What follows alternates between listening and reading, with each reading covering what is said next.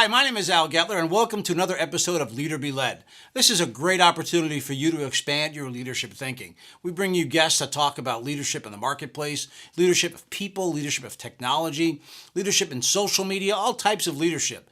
You know, one of the things we want you to do is to suggest to us who you'd like to see as a guest, or even if you know someone that would be a great guest of our show, let us know. The other thing, too, is that if you read a book, we'll find the author, and we'll get him here on the show. We'll talk to him or her about their book and really expand on that and find out more for you, the viewer. We have one of those guests today. I saw him speak in Boston, Massachusetts. Let me tell you a bit about him. Our guest today is Lee Colan. Now, Lee has written a book that I think has just been great. My daughter has read that book. But today, we're going to talk to him about an expanded subject because Lee is really an expert in so many different areas. He is part of the L Group. And the L Group has tons of resources on their website, thelgroup.com. Lee has advised companies like the Harvard Insurance Company, Pure One Imports, many, many more large companies that you'll find as household names. So I'm really proud to have him on the show. Lee, why don't you join us? Thank you, Al. Appreciate you having me here today. Well, good to see you as well. It's always good to have you on the show. We've had you on a few times now, and we get a great response every time you show up because of your great energy. So today, Lee, we're going to be talking about certain type of energy, igniting passionate performance. And specifically, we're going to talk a bit more about how we do that with our employees as well as with ourselves. Is that correct? Absolutely. You got it. You know, employee engagement's been a hot topic for years now.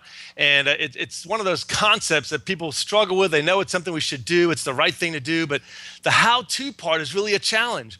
So we have a model that we've developed to kind of take that concept of employee engagement and boil it down to just 6 basic needs that we can meet as leaders to kind of turn that concept into concrete actions. But before I jump into that, let me just kind of set the context a little bit and talk about how employee engagement costs, based on a Gallup poll, is costing the U.S. economy about $300 billion with a B, dollars each year. Well, wait a minute. Before you even go there, I mean, yeah. Tell me what employee engagement is. I mean, does that mean we're going to get our employees married up? Is that what we're doing? Right, or are we right. What is employee engagement? Right. It's really just to the extent to which they feel a intellectual and emotional commitment to their work. That's how we define it. And that's really all it is. And it's measured by lots of different questions and stuff. But we found that only about 19% of the U.S. population, based on a huge Gallup study, is actively disengaged. So not only are they not engaged, but they're doing things to undermine our business. So some commonly known companies that you might bring up that either retail companies or service companies that we might know that you think are really good at employee engagement. Right. So right down here, I'm from Dallas, so we think of someone like a Southwest Airlines that gives great service, that people know give above and beyond. Really, any organization where people are acting like owners of the business, they understand the mission and they're living it out every day. And man, that's the holy grail for a leader. And you know, my wife and I go on a date night every week, and used to go to this restaurant, and we'd go there every night, every week, and the guy would come up one night, and I remember him saying, "Hello, Mr. and Mrs. Colan. Would you like to have some of our tableside guacamole? We bring up all the ingredients fresh right up to your table. We mix it up. You tell us what we want, fresh it up right there. Boom, boom, boom. It's on your plate, and you enjoy it right at that moment." And I'm thinking, whoa. I was like, yeah, we'll take it. And then as he walked away, I realized, I looked at my wife and said, I don't even like guacamole, right? and so, but that's the benefit of having someone that's fully engaged. We tend to buy more than we think we're going to buy when we have engaging customer interactions. We tend to tell people about it, like I'm telling you right now. So, and the same thing happens when we interact with people that are disengaged. We probably tend to buy less, not feel as good about it, and we're sure going to be telling our friends about it.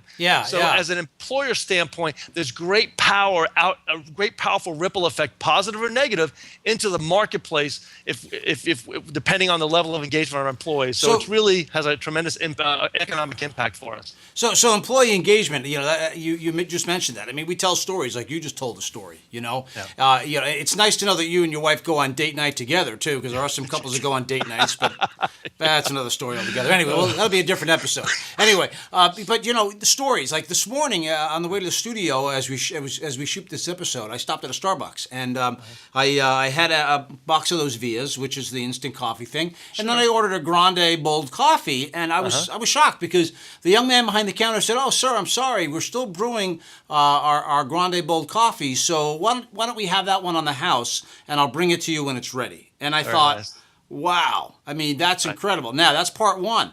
Part two is, I sat there for a good 5 minutes. I'm thinking, there is no way in heck this kid is going to remember that I said, a grande bold coffee. I know I'm going to have to get up and walk over there and get it from him. And Sure. do you know, of course, as soon as that coffee was done, that young man walked over from behind the counter and brought me that coffee. So that's the type of engagement you're talking about, right? Absolutely. It's the best advertising that Starbucks can ever get. All 100 million viewers of Leader Be Led are hearing that now. That's wonderful. Absolutely, and I like the inflated numbers. So, so let's talk a bit more about employee engagement, and let's have you kind of, unpack that a bit more for us. If you Sure. would.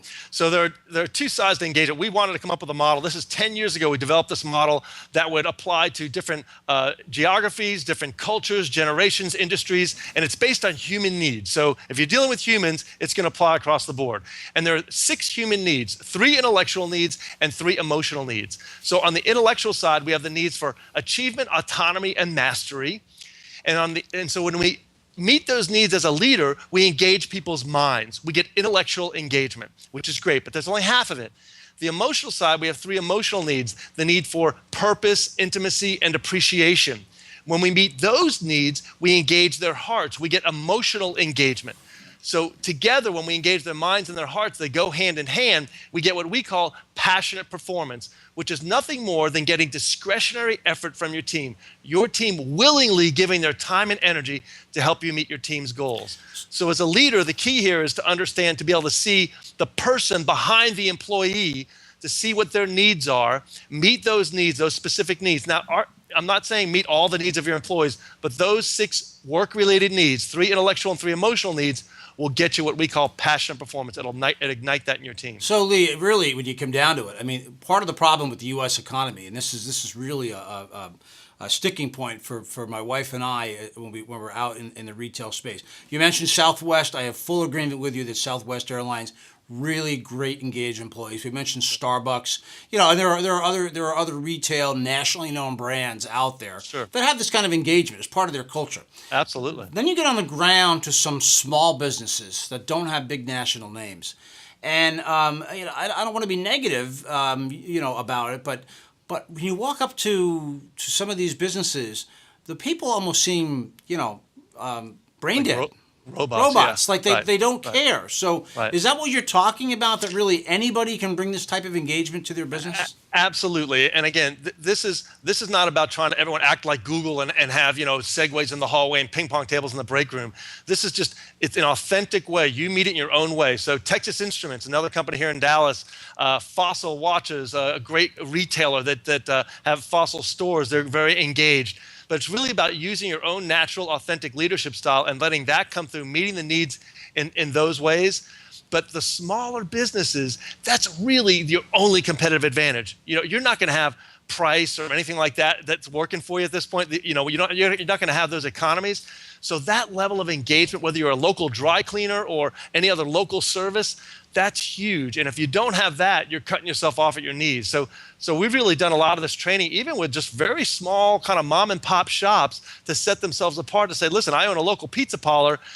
We want people coming back. We think we have the best pizza, but the truth is they could order down the line from Pizza Hut or Papa John's or anywhere else. Yeah. We need to have this be a place where they feel that secret sauce, that's something special or different when they come in. So absolutely, to the small business owner, this is really the secret sauce and one of the few competitive advantages that's left for them to be able to survive over the long term. Well, Lee, I know you're a model guy, so I'm a visual learner. Is there a model that I can follow to help me out with this? Absolutely. So let's just draw it out now. It's on the screen, and it's really just reflects what we talked about.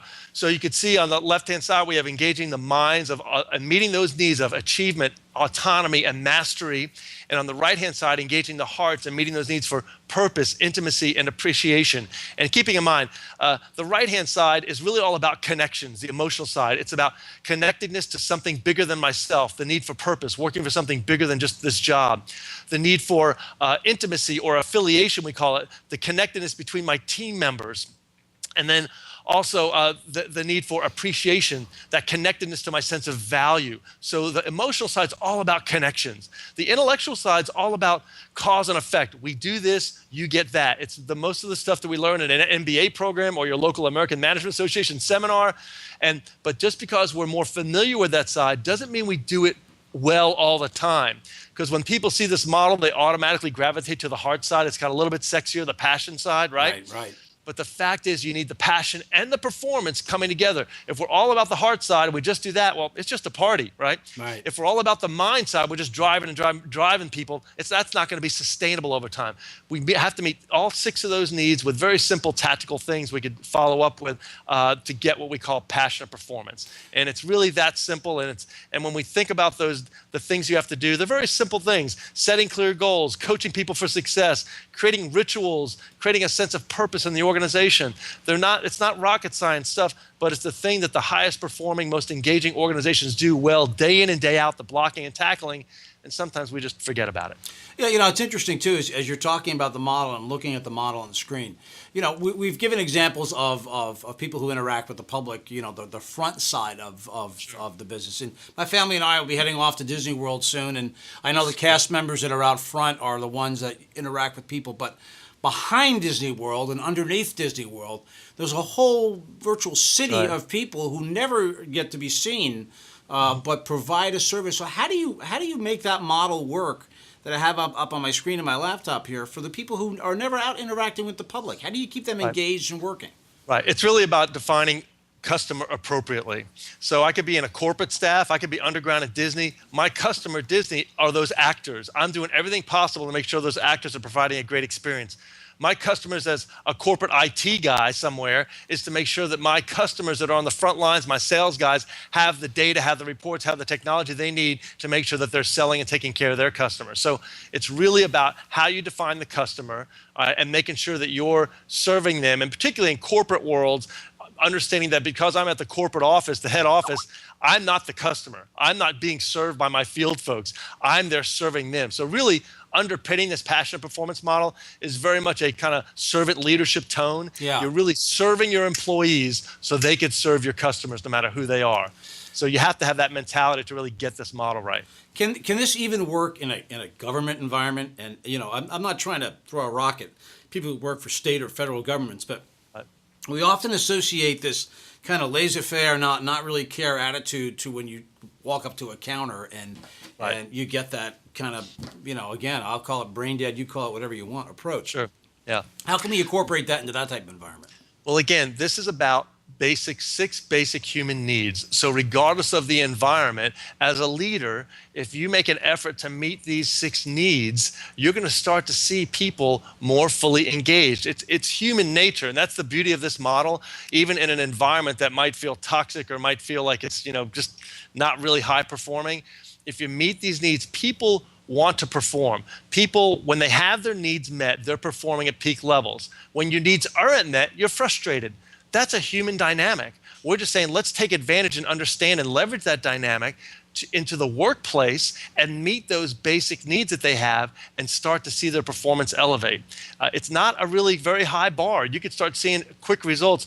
Just do one thing today. Go demonstrate your appreciation for somebody. Say, you know what, I really appreciate the fact that how you're doing this, or you created a win-win situation over here. One simple thing, meet that need for appreciation. You'll start to see that performance elevate, because the bottom line is we do more for those who appreciate it. Right. So again, it's back to human dynamics. So yes, this could apply in any situation, and we've seen it work in all situations, geographies, industries, and the whole deal. So that's been the beauty of it. Can it even work for the average teenage worker, Lee? I mean, that is really, one of the areas that I do see we could use a little help in our economy. Can this be applied to the teenage part-time worker? Yes, it can. And in fact, we have a corollary to this book that we wrote on this called Passionate Performance. We wrote another one for teachers on how to inspire this kind of performance in the classroom. And we take these same 6 needs and say, as a teacher, how can you meet those needs in the classroom to elevate the level of engagement and performance in the classroom? And that's done very well for us. So we're confident, again, it's rooted in human needs, adult, octogenarian, or middle-ager, it doesn't matter. If you can look past the person and past the student or past the teenager or past the employee, to the person, and identify those needs and meet those in an authentic way, not in a calculated way, in an authentic way, you'll start to see moves in performance for sure. Now, one more thing I'm going to throw at you, okay? I work in an environment where I know my boss is never going to do this. It's just never going to happen, okay? Yeah. Can I do this for myself if I'm in that type of an environment? Yeah, I think I always tell our people that our clients, listen, be a center of excellence where you are. So if you're concerned about like your team, my team's not emotionally or intellectually engaged, but I'm not getting that performance out of them. I would say you got to look at yourself first. If your team's not as passionate, are you as passionate? So I would Right. always say leadership is an inside job. We have to start from the inside. So you could be frustrated and say, oh, my boss will never do that. How can you do that and set the example? Even if you're not leading other people, how can you do that with your colleagues or your peer groups and start emanating that kind of level of performance and that service orientation toward meeting others' needs, and start seeing what kind of benefits you can get there? You know, one of the stories I tell when I speak to groups about a subject similar to this is a story about our town clerk. And she wasn't our town clerk, just a couple of years ago. She worked for the town clerk. Her name is Nikki. And when you go to the town hall and register your vehicle or paid for fees and things like that, she always knew your name. She always was friendly. She always engaged. And at 26 years old, because of her attitude, great attitude, she ran for the town clerk and is today now the town clerk. And Awesome.